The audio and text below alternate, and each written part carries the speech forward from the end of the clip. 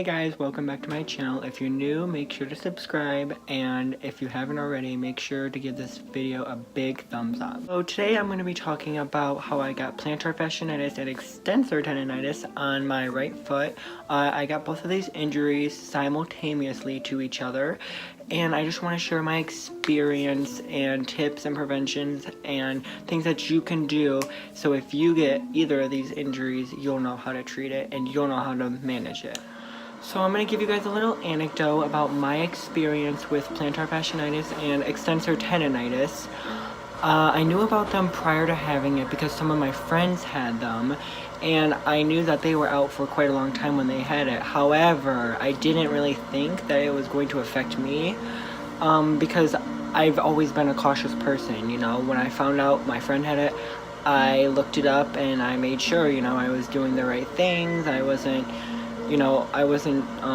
causing any traumatic stress on it. I wasn't overusing it excessively, but over time I got less and less cautious about it, and it kind of just faded away, and that's how I got to where I am now. And I have been out for 16 days now, and I have not been able to run for the past 16 days. And running is a very, very important part of my life, and that has been taken away from me. So if I can do anything out of this video, it's going to be to help other people understand the severity of plantar fasciitis and extensor tendonitis, and to give you guys tips and other things to help you guys to make sure you don't have to go through what I'm going through. So if you don't already know, plantar fasciitis is the inflammation of the plantar fascia, which is at the bottom of your foot, and it's a thick band of tissue, connective tissue, and it reaches from the arc of the foot to the heel of the foot. And when that tissue experiences traumatic impact or constant overuse, it will begin to, through wear and tear, it will begin to degenerate, and then that can cause plantar fasciitis. So extensor tendonitis occurs on the top of the foot, and it is going to be the inflammation of the tendons that run along from the metacarpals all the way down to the talus. And that's just from the top of the foot basically to the ankle of your foot. And what's going to happen is when your tendons experience traumatic impact or excessive use, they are going to become inflamed, and once they become inflamed, the tendons are going to lose mobility, and your range of motion is going to be significantly impacted, as you may not be able to plantar flex or dorsal flex your foot, or it's going to hurt in doing normal activities such as walking, running, standing, etc., stuff like that. A common misconception about extensor tendonitis is that it can't get worse. So most people are inclined to believe that if they just fight through the pain, that it'll be fine, and eventually it's just going to go away. But that's simply not the fact. The fact is that it will get significantly worse, and it is going to degenerate to the fact where your tendons are going to become ruptured, and then you'll have to get surgery. So if you have extensor tendonitis, do not engage in overuse or any high impact or high pressure activity. None. So if you have plantar fasciitis or extensor tendonitis, it's important to get treatment right away, because prolonging the conditions will only make the injury get worse, and that's going to increase the amount of recovery time.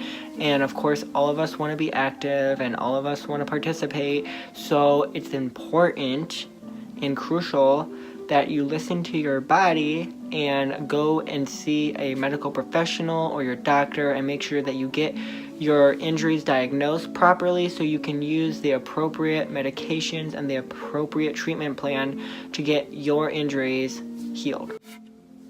So if you have plantar fasciitis or extensor tendonitis, things that you can use are tennis balls, and this is for plantar fasciitis. And what you do is you put the tennis ball on the ground and you rub the bottom of your foot under the tennis ball, and this is going to help reduce the amount of stress on the plantar fascia, which will in turn help to increase the amount of circulation and reduce inflammation.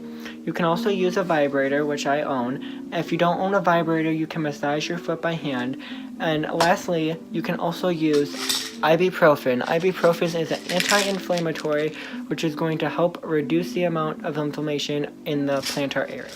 Icing your feet and resting are very important in the recovery process, as they are going to significantly reduce the amount of inflammation on the tendon and or plantar fascia. It's important also to note that taking medications such as ibuprofen or any other anti-inflammatory, you should consult with your doctor first or your medical physician, because you don't want to take something that is not appropriate for your condition. The most difficult part for me during my experience with plantar fasciitis and extensor tendonitis is the recovery time.